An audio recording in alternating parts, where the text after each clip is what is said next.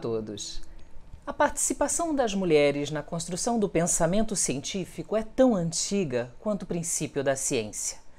Eis aqui alguns exemplos. Merité Ptah, a primeira médica registrada no mundo, 2700 a.C., no Antigo Egito. A Glaunice, a primeira mulher astrônoma, século XII a IX a.C., na Grécia. Taput Belat Kalin, a primeira química, a 1200 a.C., na Babilônia. Hildegarda de Bingen, monja beneditina, naturalista, 1098-1179, na Alemanha. Maria Gaetana Agnesi, a primeira a escrever um manual de matemática em Milão, na Itália, em 1748. Émile du Châtelet, amiga de Voltaire, física e matemática, 1730, em Paris, França. Historiadores interessados em estudos sobre gênero e ciência trouxeram à tona as contribuições e realizações científicas femininas, as barreiras por elas enfrentadas e as estratégias implementadas para que seus trabalhos fossem revisados e publicados em grandes periódicos científicos. Durante a Idade Média, os conventos foram um importante lugar de educação para as mulheres e algumas dessas instituições forneceram oportunidades para que as mulheres mais tarde contribuíssem para a pesquisa acadêmica. Enquanto o século XI viu o surgimento das primeiras universidades, as mulheres foram, na maior parte, excluídas da educação universitária. Por outro lado, e apesar da imposição de papéis de gênero no século XVIII, as mulheres protagonizaram grandes avanços na ciência. No final do século XIX, a ascensão das mulheres às faculdades proporcionou empregos para mulheres cientistas e oportunidades de educação. Como já exemplifiquei, ao longo da história, o papel da mulher na ciência foi expressivo e suas contribuições científicas se manifestaram nas mais diversas áreas do conhecimento. A nossa convidada de hoje, Andréia Simone Stucchi de Camargo, possui bacharelado em Química e mestrado com ênfase em Química Inorgânica pela Unesp e doutorado em Ciências Física Aplicada pela Universidade de São Paulo. Atualmente é professora associada no Instituto de Física de São Carlos, é assessora do CNPq, IFAPESP, Fundect e CAPES e revisora de vários periódicos indexados. Em 2007, foi contemplada com o Prêmio L'Oréal for Women in Science Brasil e nomeada membro afiliado da Academia Brasileira de Ciências de 2008 a 2013. De 2016 a 2018, integrou o grupo de trabalho sobre questões de gênero ligado à Sociedade Brasileira de Física. Muito obrigada, professora Andréia, pela gentileza de aceitar estar aqui conosco hoje. Sinta-se à vontade. Obrigada, Zilda. É um prazer para mim. Então, muita coisa mudou para as mulheres na ciência. O que, especificamente?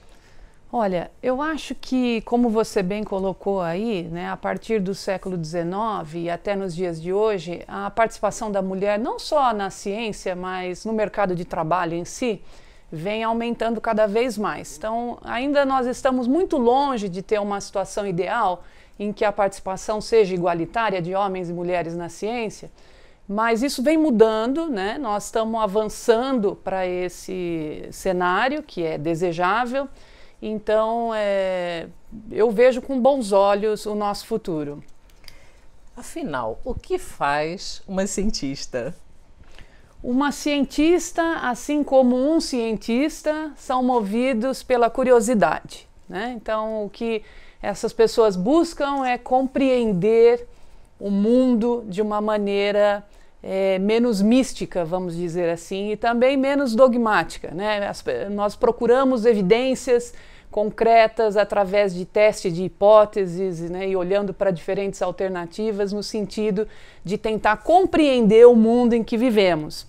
Mas, além da pesquisa científica, nós que trabalhamos na universidade, porque ciência também pode ser feita fora da universidade, né? Nos institutos de pesquisa, nas indústrias também, né? Mas na academia, em particular, nós também temos a função importantíssima de educar pessoas. Então, educar jovens na ciência e também, é claro, participar da administração da nossa universidade. Perfeito. As memórias de infância lhe trazem algo assim que você vive nos dias de hoje? Por exemplo, você sempre sonhou em ser cientista desde criança? Eu acho que sim, Zilda. Quando eu era criança, eu me interessava muito pelas plantas, pelos insetos. Eu sempre fui muito de experimentar, né? De fazer experimentos e desenhar experimentos. E eu também sempre me destaquei no estudo das ciências naturais, da química, da física, da matemática. Então eu acho que isso realmente vem da infância, sim. Quando eu era pequena, eu gostava também de dar aula. Eu gostava de ser professora e como eu sou filha única, eu nem tenho muita memória disso, mas a minha avó contava que, sendo filha única, eu brincava sozinha, então eu fazia vários papéis. Eu fazia o papel da professora, do aluno e da diretora, e eu mudava as vozes à medida em que eu precisava interpretar diferentes personagens. Já é uma característica da mulher, né? Você se multiplicar. Pois é, versátil. Versátil.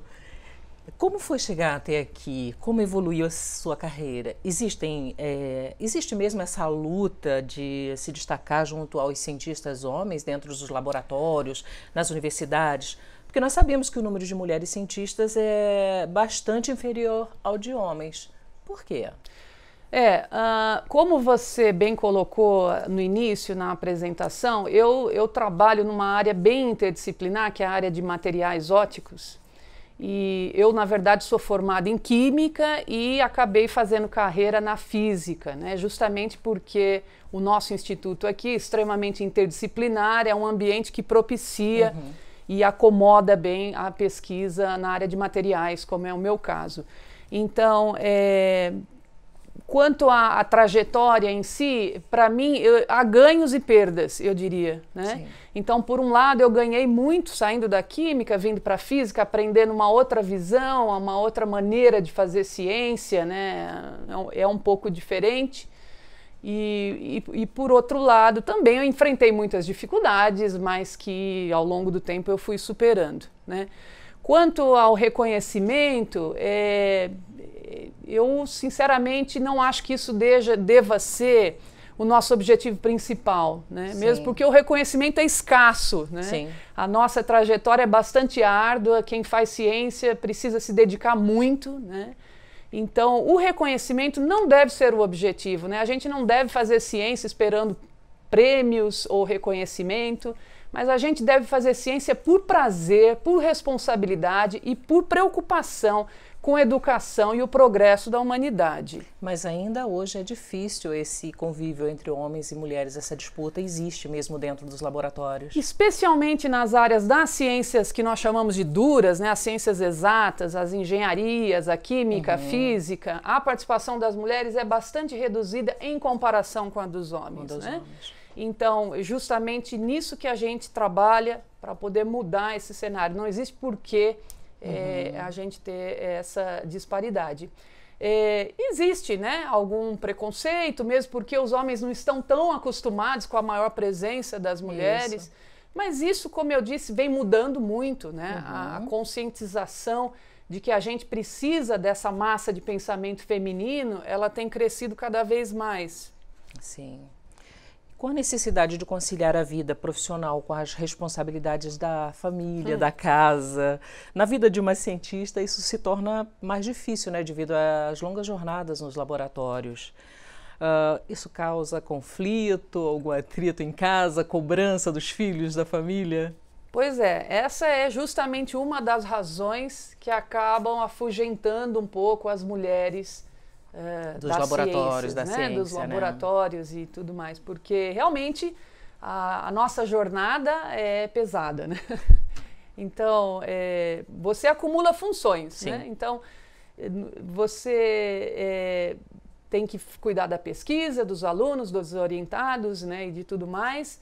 E aí chega em casa e tem que se preocupar se tem jantar, o que você vai fazer, mas também tem aquele relatório para terminar, porque ia dar até hoje à noite. Então, primeiro eu dou o jantar, coloco as crianças na cama e depois trabalho até 2 horas da manhã. Isso é comum. Isso é comum, né? No meu cotidiano e também das minhas colegas, né? Sim. Então, a rotina, não vou dizer para você que é tranquila, porque realmente Não é árdua, mas compensa, né? Porque eu realmente faço o que eu gosto. O que você gosta. E quando você faz o que gosta, não é trabalho, não é esforço, né?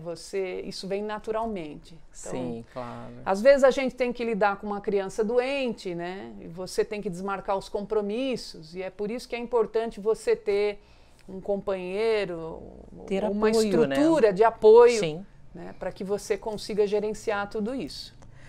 Então, praticamente essa é a vida da cientista fora dos laboratórios. Sem dúvida. Uma coisa que é um pouco difícil é que eu, por exemplo, tenho viajado bastante, né, nessa altura da carreira, e isso é uma coisa que às vezes é um pouco difícil ficar longe dos filhos, né? Eles sentem isso, especialmente quando são menores, os meus são grandinhos já. Mas você perguntou se existia conflitos familiares por conta disso, né? Eu tenho a grande sorte de ser casado com um cientista também. Ah, isso já então ele compreende perfeitamente, né? As minhas necessidades e nós dividimos as tarefas 50-50. Né?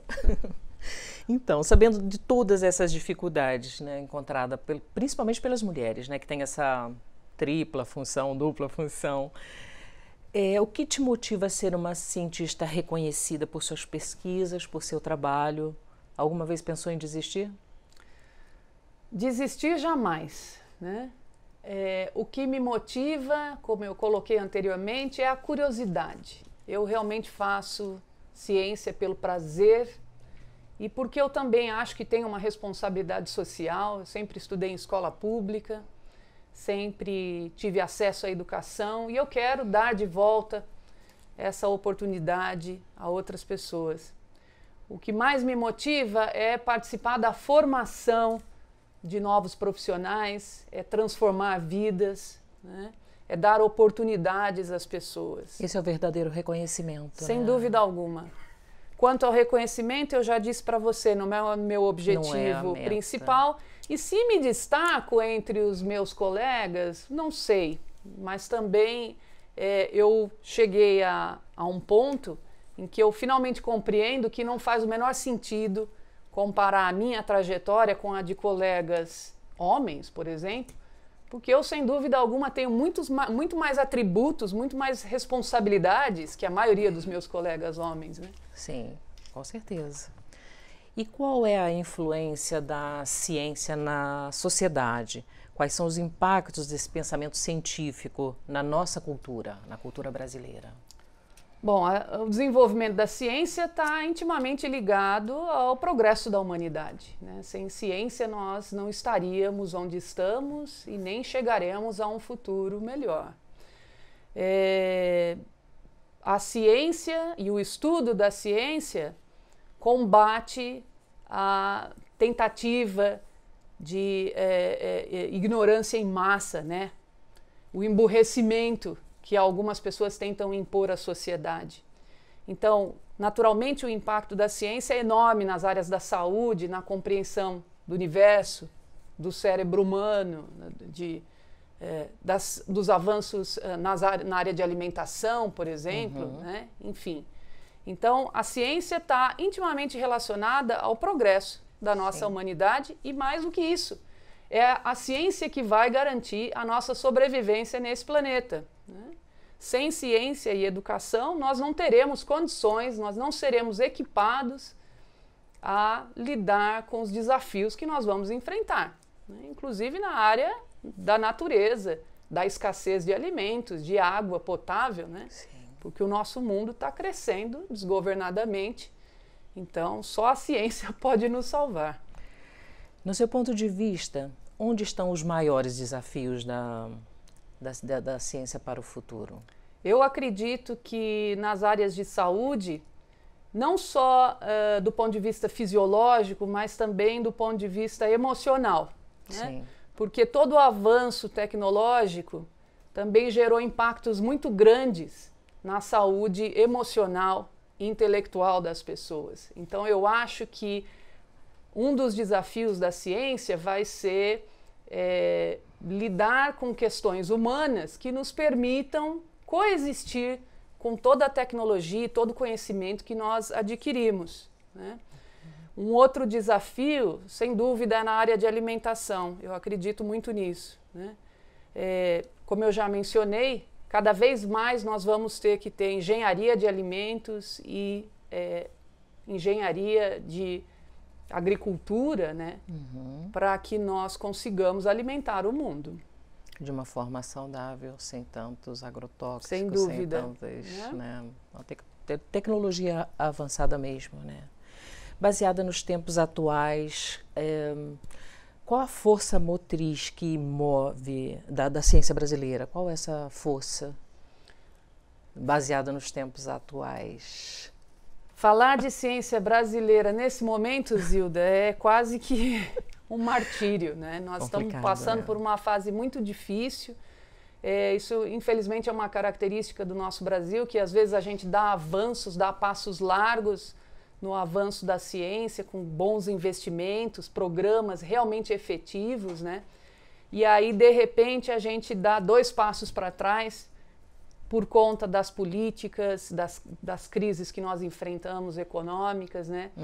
Então, nesse momento, realmente é um pouco desmotivador falar sobre a ciência, mas nós não devemos desistir jamais, como eu já coloquei. Eu acho que nós devemos continuar investindo na educação, não só a educação científica, mas a educação de base que permita aos nossos jovens chegarem até aqui. Nós precisamos criar competência nacional, ainda que não sejamos competitivos em áreas muito tecnológicas, como, por exemplo, a minha área, que é de materiais ópticos e luminescentes. É claro que no Brasil tem muita pesquisa boa sendo feita, mas ainda não somos os maiores produtores de ciências nessas áreas, né? Ainda assim, nós temos que criar competência nacional e é por isso que é importante investir na juventude. Com certeza. Agora, qual é a mulher que existe na pessoa que pesquisa, que questiona, na cientista? Andréia. Existem muitas mulheres. Eu me interesso por muitas coisas. Eu sou uma pessoa inquieta, na verdade. Eu gosto muito de cozinhar, né? Que maravilha! Eu gosto muito de... Eu aprecio muito vinhos. Eu tomo bastante vinho, gosto de degustar. Eu gosto de ler. A música é extremamente presente na minha vida, né? Eu sou movida à música. E, claro, eu gosto muito da vida em família, me divirto muito junto aos meus filhos, ao meu marido, né? E, enfim, eu faço as coisas normais que qualquer mulher gosta de fazer. Né? Então, um filme, uma música ou um livro? Um filme, uma música, um livro. Eu tenho um exemplo para todos. Eu gosto muito de cinema também, embora eu não tenha mencionado, eu gosto dos filmes do Pedro Almodóvar, do Quentin Tarantino, né? E eu gosto muito de filme de Velho Oeste, embora isso não seja muito comum, mas eu gosto bastante de Velho Oeste. Uma música, Love of My Life, do Queen. Essa é a minha música predileta, acho. E quanto aos livros, embora eu tenha muito menos tempo para ler do que eu gostaria, né, outras coisas que não sejam textos científicos, tem 2 livros que me marcaram bastante. Um deles é Médico de Homens e de Almas, que conta a história de São Lucas, daí vem o nome do meu 2º filho, de 9 anos. É um livro que me tocou profundamente, né? Porque esse livro ele dá um exemplo de perseverança, de confiança, mesmo naquilo que você não pode tocar e não pode ver, né? A história de São Lucas realmente é muito linda. E um outro livro que me impactou é O Amor nos Tempos de Cólera, né? Porque esse livro dá um exemplo de resiliência, né? É um amor assim, também de perseverança, né? Que enfrentou muitas dificuldades, mas que perdurou por muito tempo. Então, são esses livros que eu recomendaria. Que maravilha! Agora, Andréia, o que você gostaria de dizer para as meninas, jovens mulheres, que aspiram uma carreira científica? Ótimo que você tenha tocado nesse ponto, Zilda, porque é um assunto que me interessa bastante, né? Eu tive essa experiência trabalhando junto ao grupo de gêneros gênero da SBF, e isso é uma constante. Eu procuro sempre participar ativamente, eu dou muita palestra para promoção de gênero, né? Isso, em particular para motivação da participação das meninas e jovens mulheres nas ciências exatas. E eu gostaria de dizer o seguinte, que como a gente já tem visto aí muito, né, que se diz, lugar de mulher é onde quer que ela queira estar, né? E a ciência é um desses lugares. A universidade e todos os lugares que fazem ciência também são para as mulheres. Então, o que eu gostaria de dizer para jovens meninas e mulheres é que, embora elas vão encontrar dificuldades, como eu disse, a nossa rotina é árdua, né? Os sonhos são a coisa mais preciosa que nós temos e nós devemos correr atrás deles, né? E você precisa criar condições para correr atrás dos seus sonhos. Então, a minha recomendação é para as meninas e jovens mulheres se cercarem de pessoas que as apoiem, né? Que possam ajudá-las, não pessoas que a desmotivem, que puxem-nas para baixo, né? Sim. Então, maridos, namorados, familiares, amigos, pessoas que estejam ali para apoiar, né, e ajudar a mulher a conquistar os seus sonhos. Esse é a minha mensagem. E uma outra coisa que eu acho muito importante dizer é jamais se apegar às demonstrações de preconceito, de ignorância, né? O mundo precisa ser educado para aceitar as mulheres nesses vários níveis. E cabe a nós também nos colocar, né? Não de uma maneira impositória, mas de uma maneira que a gente eduque o mundo para maior participação feminina nas várias áreas, inclusive nas ciências.